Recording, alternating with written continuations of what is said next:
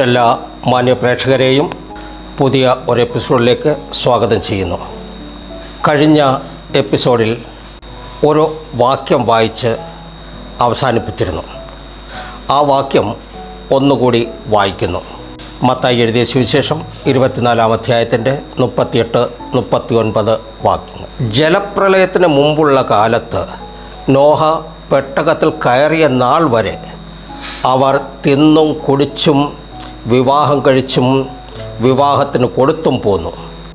ജലപ്രളയം വന്ന് എല്ലാവരെയും നീക്കിക്കളയുവോളം അവർ അറിഞ്ഞതുമില്ല. മനുഷ്യപുത്രൻ്റെ വരവും അങ്ങനെ തന്നെ ആകും.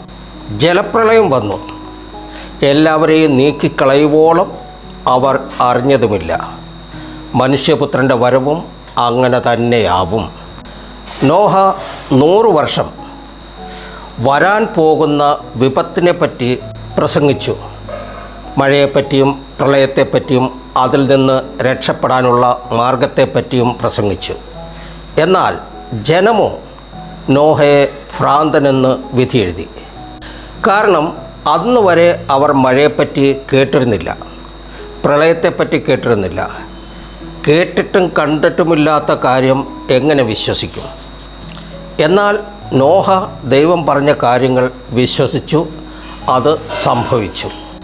നോഹ എന്ന പാസ്റ്ററെ പോലെ ഞാനും എന്നെപ്പോലെയുള്ള ലക്ഷക്കണക്കിന് ദൈവദാസന്മാർ 2025 വർഷങ്ങളായി വാതോരാതെ ലോകത്തിൻ്റെ എല്ലാ മുക്കിലും മൂലയിലും ദൈവസ്നേഹത്തെപ്പറ്റി, രക്ഷാമാർഗത്തെപ്പറ്റി, യേശുവിൻ്റെ 2ാം വരവിനെപ്പറ്റി പ്രസംഗിക്കുന്നു. ഓരോരുത്തരും അവരവരുടെ പാപങ്ങളെ ഏറ്റുപറഞ്ഞ് മാനസാന്തരപ്പെടുവാനും ദൈവകൽപ്പന അനുസരിച്ച് ജീവിക്കുവാനും, എന്നാൽ ഈ സത്യസുവിശേഷം പറയുന്ന ഞങ്ങളെ കല്ലെറിയുന്നു, ഉപദ്രവിക്കുന്നു, കൊല്ലുന്നു. എന്നിട്ടും ഞങ്ങൾ ഈ സത്യസുവിശേഷ ഘോഷണം തുടരുന്നു. കാരണം ദൈവത്തെപ്പോലെ തന്നെ ഞങ്ങളുടെയും ആഗ്രഹം ഒരു വ്യക്തി പോലും നശിച്ചു പോകരുതെന്ന് ആണ്. യേശുക്രിസ്തുവിൻ്റെ 2ാം വരവിന് വേണ്ടി ഓരോരുത്തരെയും ഒരുക്കുക, അതാണ് ഞങ്ങളുടെ കർത്തവ്യം. വചനത്തിൽ വ്യക്തമായി പറയുന്നു. മത്തായി 24-44 അങ്ങനെ നിങ്ങൾ നനയ്ക്കാത്ത നാഴികയിൽ മനുഷ്യപുത്രൻ വരുന്നതുകൊണ്ട് നിങ്ങളും ഒരുങ്ങിയിരിപ്പീൻ. യേശു ഇങ്ങനെ പറയും മുമ്പ് ഒരു ഉപമയും പറഞ്ഞു. മത്തായി 24-43 കള്ളൻ വരുന്ന യാമം ഇന്നതെന്ന് വീട്ടുടയവൻ അറിഞ്ഞിരുന്നു എങ്കിൽ അവൻ ഉണർന്നിരിക്കുകയും തൻ്റെ വീട് തുറക്കുവാൻ സമ്മതിക്കാതിരിക്കുകയും ചെയ്യും എന്ന് അറിയുന്നുവല്ലോ. ഇതിനർത്ഥം ഇത്രയേ ഉള്ളൂ. യേശു വരുന്ന സമയം നമ്മൾ അറിഞ്ഞിരുന്നുവെങ്കിൽ അന്ന് കുറച്ച് നാളത്തേക്ക് മാത്രം ഒരുങ്ങിയാൽ മതിയല്ലോ എന്ന് വെച്ച് ഏത് രീതിയിലും നടക്കാമായിരുന്നു. ഹീനപ്രവർത്തികൾ ചെയ്യാമായിരുന്നു, കവർച്ച നടത്താമായിരുന്നു, കൊള്ളയും കൊലയും നടത്താമായിരുന്നു. നമ്മൾ പ്ലാൻ ചെയ്ത പല കാര്യങ്ങളും തീർത്ത് ഒരുങ്ങി ഇരിക്കാമായിരുന്നു. എന്നാൽ ദൈവം പറയുന്നു, ഞാൻ കള്ളനെപ്പോലെ വരുമെന്ന്. അങ്ങനെ സമയനിശ്ചയം ഇല്ലാത്തതുകൊണ്ട് എപ്പോഴും കർത്താവിൻ്റെ വരവിനായി വിശുദ്ധിയോടെ വേർപാടോടെ എല്ലാ നാളും കാത്തിരിക്കണം. അങ്ങനെയെങ്കിൽ കർത്താവിൻ്റെ വരവെങ്കിൽ ഞാനും നിങ്ങളും എടുക്കപ്പെടും. അതിൻ്റെ മറ്റൊരർത്ഥം ഒരുങ്ങാതെ ഇരിക്കുന്നവർ ഒക്കെയും യേശുവിൻ്റെ വരവെങ്കിൽ വിടപ്പെടും. അവർ നിത്യ നരകത്തിന് അവകാശികളായിത്തീരും. ഇത് ഞാൻ പറയുന്നതല്ല, ഈ വേദപുസ്തകം നമ്മെ പഠിപ്പിക്കുന്നത് അങ്ങനെയാണ്. ഹല്ലേലൂയ. കുറച്ച് എപ്പിസോഡുകൾക്ക് മുമ്പ് വായിച്ച ഒരു ദൈവവചനം വീണ്ടും നിങ്ങളുടെ ശ്രദ്ധയിലേക്ക് കൊണ്ടുവരുവാൻ താല്പര്യപ്പെടുന്നു. യെഹെസ്കേൽ പ്രവചനം 21-ാം അധ്യായത്തിൻ്റെ 27-ാമത്തെ വചനം. ഞാൻ അതിന് ഉന്മൂലനാശം വരുത്തും. അതിന് അവകാശമുള്ളവൻ വരുവോളം അത് ഇല്ലാതെയിരിക്കും. അവന് ഞാൻ അത് കൊടുക്കും. ഇവിടെ 3 പ്രാവശ്യം പറഞ്ഞിരിക്കുന്നു ഉന്മൂലനാശം. ഈ നാശം എന്നാണ് സംഭവിച്ചത്? ഒന്നാമത്തെ ഉന്മൂലനാശം 1914 മുതൽ 1918 വരെ, ഒന്നാം ലോകമഹായുദ്ധം. അന്ന് ഇതിന് പറഞ്ഞിരുന്നത് മഹായുദ്ധം എന്നായിരുന്നു. രണ്ടാമത്തെ ഉന്മൂലനാശം 1939 മുതൽ 1945 വരെയായിരുന്നു. ഈ സമയത്താണ് ഇതിന് ലോകമഹായുദ്ധം എന്ന് വിളിക്കപ്പെട്ടത്. മൂന്നാമത്തെ ഉന്മൂലനാശത്തിൻ്റെ അഥവാ 3-ാം ലോകമഹായുദ്ധത്തിൻ്റെ തയ്യാറെടുപ്പുകൾ ലോകമെമ്പാടും നടന്നുകൊണ്ടിരിക്കുന്നു. ആ തയ്യാറെടുപ്പുകളെ പറ്റിയായിരുന്നു കഴിഞ്ഞ എപ്പിസോഡുകളിൽ നാം ചർച്ച ചെയ്തുകൊണ്ടിരുന്നത്.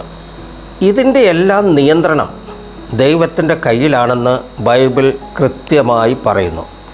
ഒരു വാക്യം നമുക്ക് വായിക്കാം. ദാനിയേലിൻ്റെ 4-ാം അധ്യായത്തിൻ്റെ 17-ാം വാക്യം.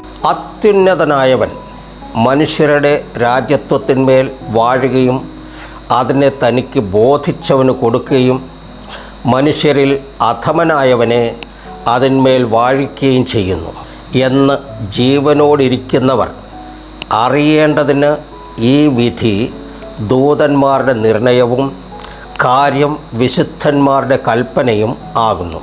ഈ വചനത്തിൻ്റെ അടിസ്ഥാനത്തിൽ ഒരു വാക്യം കൂടി വായിക്കാൻ ആഗ്രഹിക്കുന്നു. അപ്പോൾ നമ്മുടെ ഭാരതത്തിൻ്റെ ചരിത്രം മനസ്സിലാക്കാം. എസെക്കിയേൽ 21-ാം അധ്യായത്തിൻ്റെ 26-ാമത്തെ വാക്യം. യഹോവയായ കർത്താവ് ഇപ്രകാരം അരുളിച്ചെയ്യുന്നു, ഞാൻ മകുടം നീക്കി കിരീടം എടുത്തു കളയും. അത് അങ്ങനെ ഇരിക്കുകയില്ല. ഞാൻ താണതിനെ ഉയർത്തുകയും ഉയർന്നതിനെ താഴ്ത്തുകയും ചെയ്യും.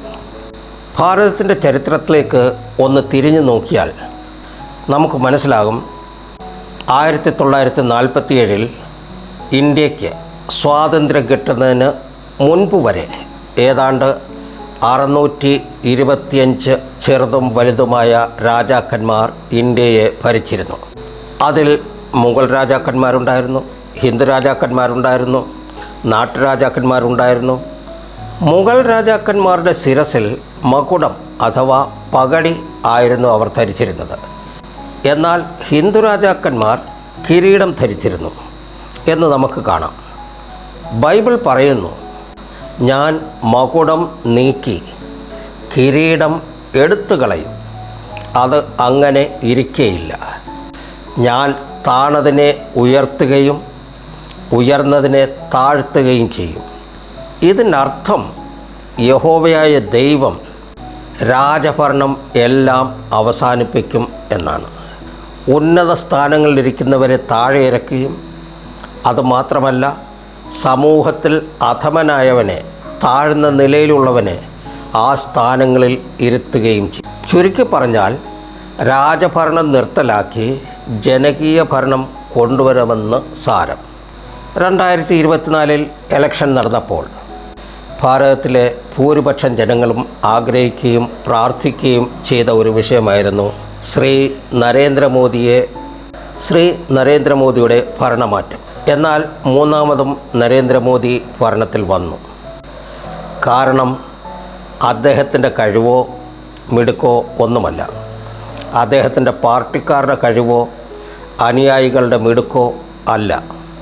മറിച്ച് നാം ദാനിയേൽ പ്രവാചകൻ്റെ പുസ്തകം 4-ാം അധ്യായത്തിൻ്റെ 17-ാം വാക്യത്തിൽ വായിച്ചു, അത്യുന്നതനായവൻ മനുഷ്യരുടെ രാജ്യത്വത്തിന്മേൽ വാഴുകയും അതിനെ തനിക്ക് ബോധിച്ചവന് കൊടുക്കുകയും മനുഷ്യരിൽ അധമനായവനെ അതിന്മേൽ വാഴിക്കുകയും ചെയ്യുന്നു എന്ന് ജീവനോടിരിക്കുന്നവർ അറിയേണ്ടതിന് ഈ വിധി ദൂതന്മാരുടെ നിർണയപ്രകാരവും കാര്യം വിശുദ്ധന്മാരുടെ കൽപ്പനയും ആകുന്നു. ഇത് മാത്രമല്ല, നാം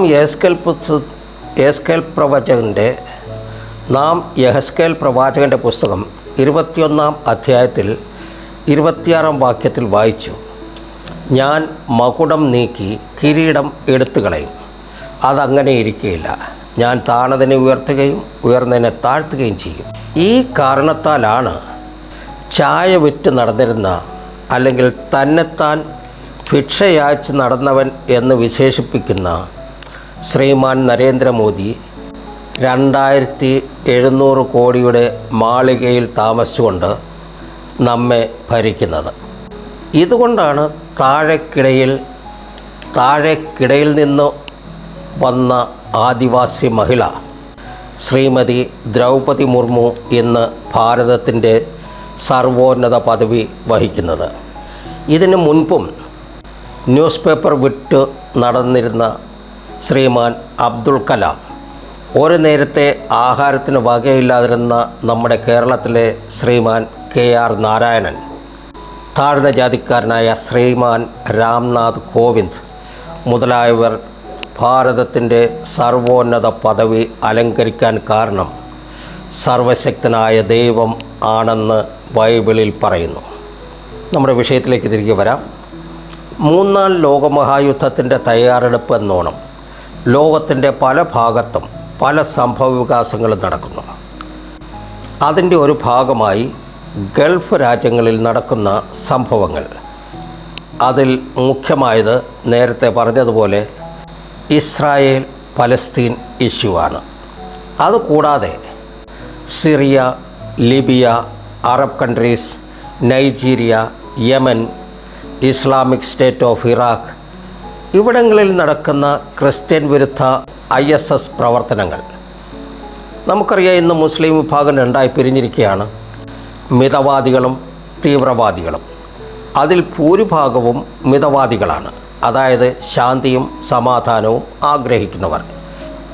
എന്നാൽ എതിർപക്ഷക്കാർ അനേക തീവ്രവാദ സംഘടനകളോട് ചേർന്ന് ലോകത്തിൻ്റെ നാശത്തിനായി പ്രവർത്തിക്കുന്നു.